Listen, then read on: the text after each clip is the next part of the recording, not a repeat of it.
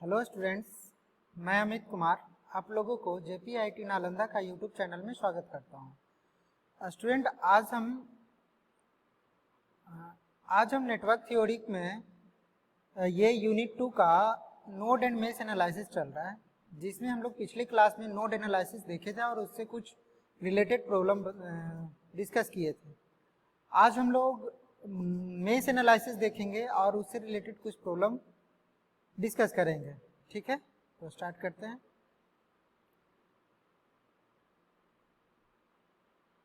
तो आज हम लोग क्या मेश एनालिसिस देखना है ना।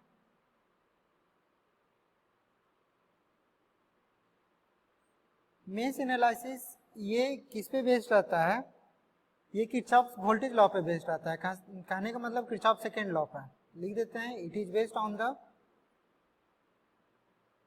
Based on the Kirchhoff's voltage law. Kirchhoff's voltage law बोले या तो किरचॉफ्स सेकेंड लॉ बोले। अब आप लोग जानते होंगे किरचॉफ्स वोल्टेज लॉ किसके ऊपर बेस्ड रहता है? कंजर्वेशन ऑफ एनर्जी के ऊपर। ठीक है, अब देखिए इस मेथड में क्या मेरे पास अननोन रहेगा तो हम लोग KVL लगाएंगे या मेश एनालिसिस हम लोग करेंगे। तो इसमें हम लोग को मेश करंट अननोन रहेगा तो हम लोग मेश एनालिसिस लगाएंगे। तो यहाँ पे लिख देते हैं द अननोन वेरिएबल्स आर, जैसे कि आप लोग को नोड एनालिसिस में क्या बताए थे, जो नोड का वोल्टेज रहता था वो अननोन रहता था। ठीक है, या तो अगर करंट सोर्स लगा हुआ है तो हम लोग नोड एनालिसिस लगाते थे। यहाँ पे क्या करेंगे, अननोन आपका क्या रहेगा, नोड ये mesh current. The unknown variables are the loop currents. Mesh analysis में आपका अननोन वेरिएबल्स क्या रहेगा? The unknown variables are mesh current. फिर अब ये यहाँ पे ये यूज कहाँ पे हो जाता है? तो ज़्यादातर यूज हम लोग मेश एनालिसिस कहाँ पे करते हैं? तो लिख देते हैं जब एक या एक से ज़्यादा वोल्टेज सोर्स अगर किसी भी सर्किट में लगा हुआ रहता है, किसी भी सर्किट में एक से ज़्यादा वोल्टेज सोर्स रहता है तो हम लोग मेश एनालिसिस लगाते हैं। तो it is generally used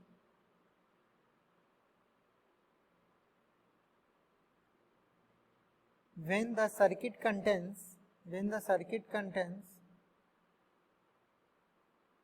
several voltage sources।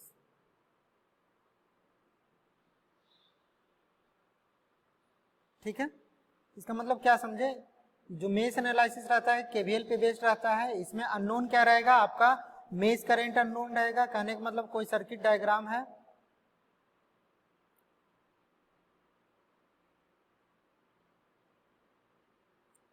कोई सर्किट डायग्राम रहेगा उसका। देखिए ये अगर बहुत सारा मेश है,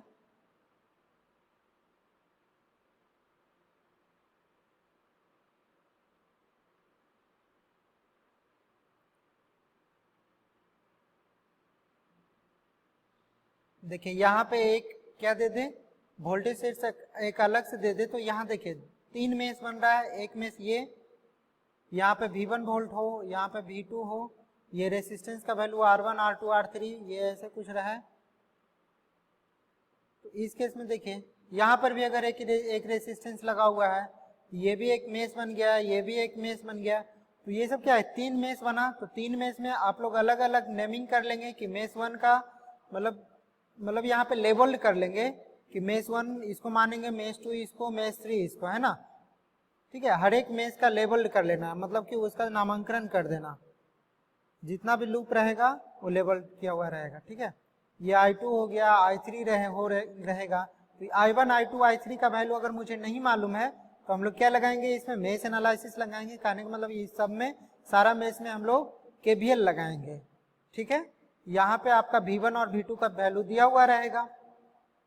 ठीक है, तो यहाँ पे जितना नंबर ऑफ लूप रहेगा, जैसे जितना नंबर ऑफ लूप रहेगा उतना नंबर ऑफ इक्वेशन लिखिएगा, उतना नंबर ऑफ KVL इक्वेशन आप लिखिएगा। जैसे कि अगर n नंबर ऑफ लूप्स किसी सर्किट में है, मतलब n नंबर ऑफ मेश बोले या तो n नंबर ऑफ लूप है, तो उतना क्या बनाइएगा, अगर n नंबर ऑफ लूप है तो उतना ही नंबर ऑफ मेश इक्वेशन लिखिएगा, ठीक है, या उतना ही नंबर ऑफ केवीएल इक्वेशन लिखिएगा। तो लिख देते हैं, if there is n number of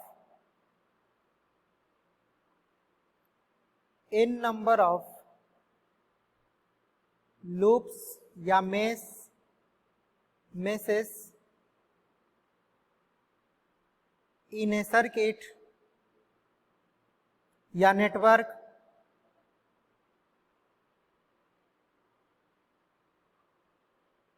and all meshes should be कैसा होना चाहिए, लेबल्ड होना चाहिए। लेबल्ड मतलब समझ रहे हैं ना, उसको हम लोग मान लेंगे ए बी सी, जैसे कि इसमें मेश 1 माने, मेश 2 माने, मेश 3 माने, तो ये सब मान लेना चाहिए आपको। ये मेश 1 हो गया, ये मेश 2, ये मेश 3, तो ये आपको जितना भी मेश है आपको उसका मेश नंबर आपको दे देना चाहिए। उसके बाद फिर उसके ऊपर हम लोग उसका करंट निकालेंगे। जैसे कि मेश 1 माने, मेश 1 में करंट I1 फ्लो हो रहा है, मेश 2 माने, मेश 2 में करंट I2 फ्लो हो रही है, मेश 3 माने, मेश 3 में करंट I3 फ्लो हो रही है ना। तो उसके बाद अगर n नंबर ऑफ लूप होगा तो उसमें कितना बनेगा, and there will be n number of KVL equation, मतलब कि n नंबर ऑफ लूप रहेगा या मेश रहेगा उतना ही क्या लिखेंगे आप लोग, n number of KVL equation लिखिएगा, ठीक है। जैसे मेश 1 में अपना केवीएल इक्वेशन अलग लिखेगा, मेश 2 में अलग लिखेगा, मेश 3 में अलग लिखेगा, ठीक है। तो इस प्रकार के लिखिएगा आप लोग। देखिए जैसे इस इक्वेशन में हम लोग के पास 3 मेश है। मेश 1 ये है, इसमें I1 करंट हम लोग मान लेते हैं। मेश 2 इसमें I2 करंट मान लेते हैं, एंड मेश 3 इसमें हम लोग I3 करंट मान लेते हैं। देखिए 3 में से one mesh, second mesh and third mesh, तीनों का करंट हम लोग मान लिए हैं। I1 है फर्स्ट मेश में, सेकेंड मेश में I2, थर्ड मेश में I3। तो यहाँ पे हम लोग लिखते हैं apply KVL at mesh 1, mesh first में हम लोग लगाते हैं। तो सबसे पहले देखिए यहाँ से बैटरी B1 यहाँ पर है, बैटरी B1 में अगर हम लोग बैटरी B1 में देखिए, अगर हम करंट किधर से चल रहे हैं, नीचे से ऊपर चल रहा है ना, करंट नीचे से ऊपर, इसका मतलब माइनस से प्लस। अगर करंट का वैल्यू अगर माइनस से क्या चले, माइनस से प्लस की तरफ चले तो क्या होता है, वोल्टेज राइज होता है। तो वोल्टेज राइज होता है तो हम लोग वोल्टेज राइज में पॉजिटिव लिख लेते हैं। क्या लिख लेते हैं, पॉजिटिव। तो 20। फिर देखिए यहाँ पे क्या है, रेसिस्टेंस है। तो रेसिस्टेंस में हम लोग कैसा एलिमेंट है, एनर्जी को डिसिपेट करता है। इसका मतलब कि ये एनर्जी को, वोल्टेज को क्या किया होगा, ड्रॉप किया होगा। तो वोल्टेज ड्रॉप कब करता है, जब प्लस से माइनस। तो हम पोलरिटी अपने मन से मान सकते हैं क्योंकि ये एनर्जी डिसिपेशन एलिमेंट है, तो प्लस से माइनस। तो इसका मतलब यहाँ पे लिख सकते हैं एनर्जी डिसिपेट हुआ या वोल्टेज ड्रॉप हुआ तो माइनस कितना हुआ होगा, V बराबर I इंटू आर। तो I कितना है, I1, I इंटू रेसिस्टेंस कितना है, R 5। तो V बराबर जानते हैं ना आप लोग, I इंटू आर। तो करंट कितना फ्लो हो रहा है, I1, रेसिस्टेंस कितना है 5, तो 5 इंटू I1 हो गया। सिमिलरली यहाँ पर देखिए माइनस, ये भी रेसिस्टेंस ही है तो -3। करंट कितना है, देखो ऊपर से नीचे। अब जिस मेश में आप लोग चल रहे हैं ना, जिस मेश में हम लोग केवीएल इक्वेशन लिख रहे हैं, उस मेश का करंट का वैल्यू आप लोग सबसे ज्यादा मानेंगे। अगल बगल का मेश से आप लोग उस करंट का वैल्यू हम लोग मान के चलेंगे कि ज्यादा है। तो I1 ताकतवर है, ऊपर से नीचे आ रहा है I1, उसको अपोज कौन कर रहा है, देखिए सेकंड मेश के थ्रू जो करंट फ्लो हो रही है I2 जो, तो I1 उसको माइनस कर देते हैं, -I2, ठीक है। फिर यहाँ पर देखिए, फिर बैटरी सोर्स पे आ गए, यहाँ तक ले लिए, फिर बैटरी सोर्स पे आ गए, यहाँ पे बैटरी है B2 बैटरी। यहाँ पर देखिए B2 बैटरी में कहाँ से चल रहा है, प्लस से माइनस। अगर प्लस से माइनस चलते हैं तो क्या होता है, वोल्टेज ड्रॉप होता है। मतलब कि ये जो बैटरी लगा हुआ होगा वो चार्जिंग में होगा, वोल्टेज को ड्रॉप कर रहा होगा तो -5 लिख देंगे, इज इक्वल टू फिर 0।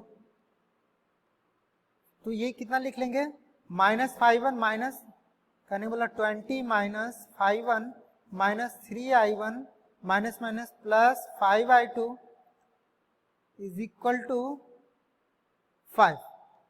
ये हो गया -5 माइनस ये -5 माइनस 3 कितना -8 इधर लेके चला है इस तरफ तो 8i1 हो गया, फिर -5i2, फिर ये 5 को उस साइड लेके चले गए तो कितना बचा, इज इक्वल टू 15। ये इक्वेशन नंबर फर्स्ट। अब क्या लिखेंगे, अब केवीएल लगाएंगे मेष सेकेंड में, तो अब क्या लिखेगा, अप्लाइंग केवीएल एट मेष सेकेंड। मेष सेकेंड में करंट I2 माने हुए हैं तो यहां से स्टार्ट करिए, यहां से स्टार्ट कर रहे हैं, इस नोड से स्टार्ट करिए तो -5 माइनस 4i2, क्योंकि क्या है रेसिस्टेंस है, एनर्जी वोल्टेज को ड्रॉप करेगा, -5। यहाँ पर देखिए माइनस से प्लस चल रहा है, मतलब वोल्टेज राइज हो रहा होगा, यहाँ माइनस टर्मिनल और प्लस टर्मिनल, तो माइनस से प्लस, करंट इस तरह से चल रहा है ना, तो माइनस से प्लस वोल्टेज राइज, क्या लिखेंगे +5। फिर ऊपर से नीचे आएंगे तो क्या है रेसिस्टेंस है, मतलब -2। अब कौन कौन सा करंट है, हम सेकेंड मेष में चल रहे हैं तो I2 करंट, उसको माइनस, इसको अपोज कौन कर रहा है, I3, थर्ड वाला में से I3 तो -I3। फिर प्लस से माइनस वोल्टेज क्या हो गया, ड्रॉप हुआ तो -5। फिर यहाँ आ गए देखिए क्या है, माइनस से प्लस, फिर इस डायरेक्शन में चल रहे हैं, इसका मतलब माइनस से प्लस वोल्टेज राइज +5 हो जाएगा। फिर यहाँ पे क्या होगा, -3, कौन सा मेष हम लिए हुए हैं, सेकेंड मेष में कौन सा करंट है, I2 को कौन सा अपोज कर रहा है, ऊपर से नीचे फिर आ रही है, मतलब नीचे से ऊपर जा रही है I2, इस ऐसे चल रही है I2 और ऊपर से नीचे आ रही है I1, तो I2 को I1 अपोज करेगा तो I2 minus of I1 is equal to 0।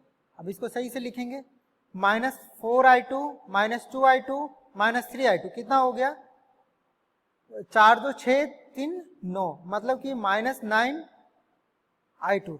अब देखिए माइनस माइनस प्लस, मतलब कि 3i1 भी हो जाएगा।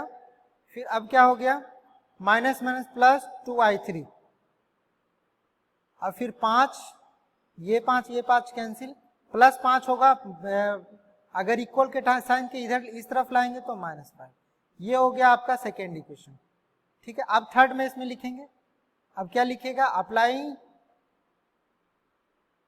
केवीएल एट मेष थर्ड मेष में लिखिए, क्या लिखिएगा थर्ड मेष में, थर्ड मेष यहां से स्टार्ट कर लीजिए, कहाँ है, रेसिस्टेंस है माइनस होगा, वोल्टेज ड्रॉप होगा, इसका मतलब -8i3, फिर क्या है, माइनस से प्लस चलेंगे, इधर है तो प्लस से माइनस, क्या वोल्टेज ड्रॉप, तो क्या लिखेंगे -30 ना, हाँ -30, क्योंकि प्लस से माइनस वोल्टेज ड्रॉप होता है, प्लस से माइनस वोल्टेज ड्रॉप, क्या लिखेंगे -30।